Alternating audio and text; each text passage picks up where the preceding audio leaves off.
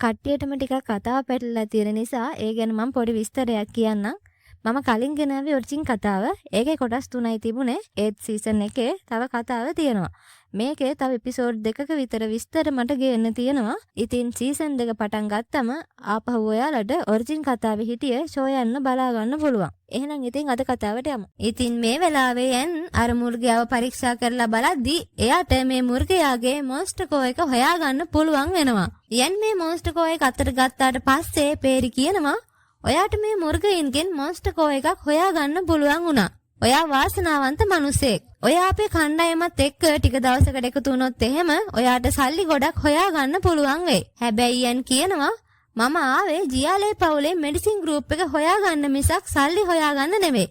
ඒ නිසා දැන්වත් මට මෙඩිසින් ගෲප් එක ඉන්න තැන කියන්න කියලා. මේ වෙලාවේ පේරි යන්ගේ අතින් ඇදගෙන ටිකක් එහාට ගිහිල්ලා කියනවා ඔයා හිතන්නේ මං දැන් සුරක්ෂිතයි කියලාද? ඔයා මේ කුලී හේවයෝ ගැන දන්නේ නැද්ද? එයාලගේ නායකයාගේ නම මූලි. ඒකා හොඳ මිනිසෙක් නෙවෙයි. ඒ නිසා ඔයා මාව තව එක රැයකට ආරක්ෂා කරන්න ඕනේ. අපි හෙට චින්සන් ගම්මානයට ගියාට පස්සේ මම ඔයාට හැමදේම කියන්නම්. මේ කතාවට කලබල වුණ යන් කියනවා දැන් ඔයා මට ඒ ගැන හෙටද කියන්නේ. හෙට වෙද්දී ඒ කට්ටිය ගමටත් ගිහිල්ලා තියෙයි. හැබැයි මේ කතාවට පේරි කියනවා එහෙම වෙන්න විදිහක් නැහැ. නානි පවුලට තාම අවශ්‍ය බෙහෙත් ද්‍රව්‍ය තාම හොයාගෙන තියෙනවා වෙන්න විදිහක් නැහැ. ජියාලේ පවුලට ගම්මානයට යන්න තව දවස් 2ක්වත් ගත වෙයි. මෙහෙම කියලා පේරි ටිකක් හුරතලයට කියනවා කරුණාකරලා මට උදව් කරන්න. මාව මේ වගේ දරුණු තැනක දාලා යන්න එපා කියලා. ඉතින් යන් මේ කතාවට මුකුත් නොකිය ඉද්දී පේරි හුරතලෙන් ඔයාට ගොඩක් ස්තුතියි කියලා මෙතනින් පිට වෙලා යනවා. ඉතින් යන් කියනවා ගුරුතුමා දැන් මොකද කරන්නේ? මට එයාව නම්ම ගන්න බැරි වුණා කියලා. ඉතින් යාවචනුත් උත්තර දෙනවා මේ කෙල්ල ගොඩක් කපටි වුණත් මම හිතන්නේ එයා කියන්නේ බොරුවක් නෙවෙයි. ඒ නිසා ඔයාට හොඳයි කියලා හිතන දේ කරන්න. ඉතින් පහවදාම මේ මෙඩිසින් ගෲප් එක කැලේට ගිහිල්ලා බෙහෙත් පැල එකතු කරන්න පටන් ගන්නවා. ඉතින් යාවචනුත් කියනවා ඔයත් ගිහිල්ලා බෙහෙත් පැල ටිකක් එකතු කරගන්න. ඒක ඔයාට විකුණන්න වගේම සමහර විට අනාගතයේදී උමනා වෙන්න පුළුවන්. ඔයාට අර ගහ යට තියෙන පැල ඇටිය පේනවා නේද? ඒකේ නම ලියන් යීලෑන්. මේ පැල ඇටිය හදන්නේ හෙවනේ. ඒකේ මලක් පිපෙන්නේ අවුරුද්දකට දෙවතාවක් විතරයි. ඒකේ හොඳ ඖෂධ ශක්තියක් ගබඩා වෙලා තියෙනවා. වෛද්‍යවරයෙක්ට මේක පාවිච්චි කරලා හොඳ බෙහෙතක් හදන්න පුළුවන්. හැබැයි ඉතින් මේක ඔයාගේ අතට ලැබෙනවා කියන්නේ භයානක දෙයක්. ඒ වගේම ඔයාගේ දකුණට වෙන්න තියෙන පැලෑටිය දිහා බලන්න. ඒකේ පාට ගොඩක් සෞම්‍යයි. ඒ පැලෑටියේ නම තමයි ලී යන්ජු. මේ පැලෑටිය හැදෙන්නේ පාෂාණ ආශ්‍රිතව.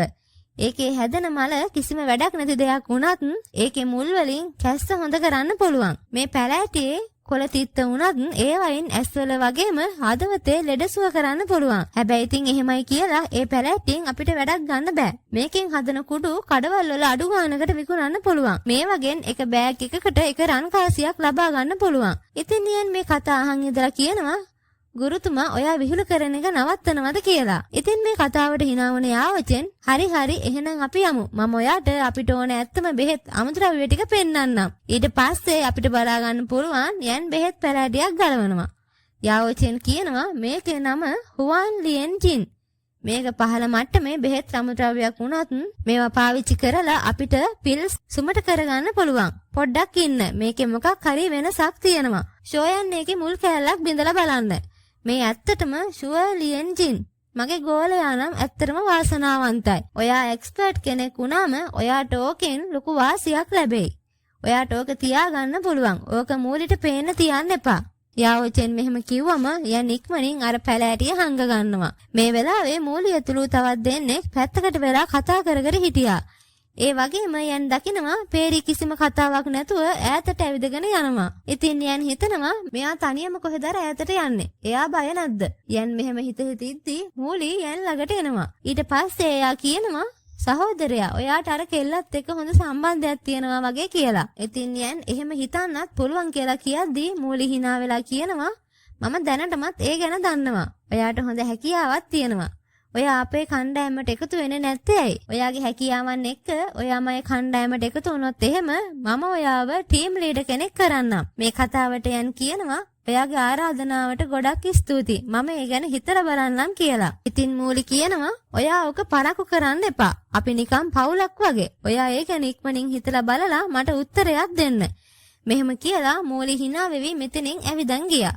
මේ වෙලාවේ පේරි හෙලක් ළඟට ඇවිල්ලා හිටියා. එයා මෙතනින් පහළ බලාගෙන ඉද්දී යනුත් මෙතනට දුවන් යනවා. ඉතින් පේරි කියනවා කෑ ගහන්නේ නැතුව ඉන්න. කාටවත් මේ තැන ගැන දැනගන්න ඉඩ තියන්න එපා. මං මේ හෙලෙන් පහළ ගුහාවක් තියෙන තැනක් හොයාගත්තා. ඒක ඇතුලේ අනිවාර්යයෙන්ම මොකක් හරි වස්තුවක් තියෙන්න ඕනේ. එහෙම වුණත් ඒ ගුහාවට ඇතුල් වෙන තැන මං පාෂාණ නාගයෝ ඉන්නවා කියලා සලකුණක් හොයාගත්තා.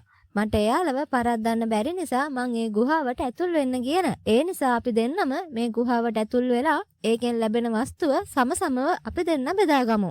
ඔයා මොකද කියන්නේ? මේ කතාවට යන් කියනවා ඔයා මට ජියාලේ පවුලේ කට්ටිය යන මාර්ගය කිව්වොත් එහෙම මං ඔයාට උදව් කරන්න එන්නම් කියලා. මේ කතාවට ටිකක් තරහින් පේරි කියනවා ඔයා හැම වෙලාවෙම කතා කරන්න යාලා ගැන. ඔයාට ටිකක් මං ගැන හිතන්න බැරිද? මේ කතාවට යන් hina වුණාම පේරි ඉස්සරහට ඇඟිල්ලක් දික් කරලා කියනවා මං ඔයාට පොරොන්දු වෙනවා. අපි වස්තුව ලබා ගත්තට පස්සේ මං එයාලා ඉන්න තැන ඔයාට කියනවා. ඔයා හිතනවාට වඩා ගොඩක් විස්තර මට එයාලා ගැන ඔයාට කියන්න පුළුවන්. මේ වැඩෙන් පස්සේ මං ඔයාට කිසිම කොන්දේසියක් දාන්නේ නැහැ. කරුණාකරලා මාව විශ්වාස කරන්න. මේ කතාවත් එක්ක යනුත් හොඳයි කියලා පේරිගේ ඇඟිල්ල අල්ල ගන්නවා. ඊට පස්සේ පේරි කියනවා මං ඔයාගේ පස්සෙන් ගුහාවට යන්න එන්නම් කියලා. හැබැයි යන් මේ වෙලාවේ ඒකට කිසිම අවශ්‍යතාවයක් නැහැ කියලා පේරිව පල්ලෙහාට තල්ලු කරනවා. ඉතින් පේරි කෑ ගහගෙන අර හෙලෙන් පහලට වැටෙද්දී යනුත් මේ වෙලාවේ හෙලෙන් පල්ලෙහාට පැනලා පේරි වල්ල ගන්නවා. කොහොම හරි යන් මේ වෙලාවේ වැලකෙල්ලලා හිටියා. ඒ වගේම යන් පේරිගේ ඉනෙන් අල්ලගෙන හිටිය නිසා පේරි තරහින් කෑ ගහනවා වල්වැඩ කරන්නේ නැතුව මාව අතාරිනවා කියලා. ඉතින් පේරි මේ විදියට උදව් ඉල්ලන ගමන් දඟලන නිසා යන් එහෙනම් මං ඔයාව අතාරින්නම් කියලා පේරිව අතාරිනවා. හැබැයි මේ වෙලාවේ අනේ මාව අතාරින්න එපා කියලා පේරි යන්ගේ ඉනෙන් බදා ගන්නවා. හැබැයි ඊළඟ මොහොතේ පේරි දකිනවා මෙයාලා ගුහාවේ තියෙන තැනට ඇවිල්ලා ඉවරයි කියලා. ඉතින් දෙන්නම පහලට ආවට පස්සේ පේරි තරහින් නපුරු මිනිහා කියලා අහක බලා ගන්නවා. ඉතින් මෙයාලා හිටියේ ගුහාව තියෙන තැනට ටිකක් එහායින්. මේ නිසා යන් ඇට්‍රැක්ෂන් ටෙක්නික් එකක් පාවිච්චි කරලා එතන තිබුණ වැලක් එයාලා පැත්තට ඇදලා ගන්නවා. හැබැයි යන් මේ කරපු වැඩේ නිසා මෙතන හිටිය පාෂාණ නාගයෙක් නිින්දෙන් අවදි වෙනවා. මේක දැකපු පේරි පොඩි පිහි වගේක් අර පාෂාණ නාගයා පැත්තට යවුවත් ඒකෙන්නේ නාගයාට කිසිම හානියක් උනේ නැහැ. ඊට පස්සේ මේ නාගයා මේ දෙන්න පැත්තට එන්න පටන් ගන්නවා. මේක දැකපු පේරි බය වෙලා යන්න බදා ගන්නවා. ඒත් එක්කම යන් එයාගේ දෝචි ෆ්ලේම්ස් පාවිච්චි කරලා මේ නාගයාව ගිනි තියලා ඒකව පල්ලෙහාට ඇදලා දානවා.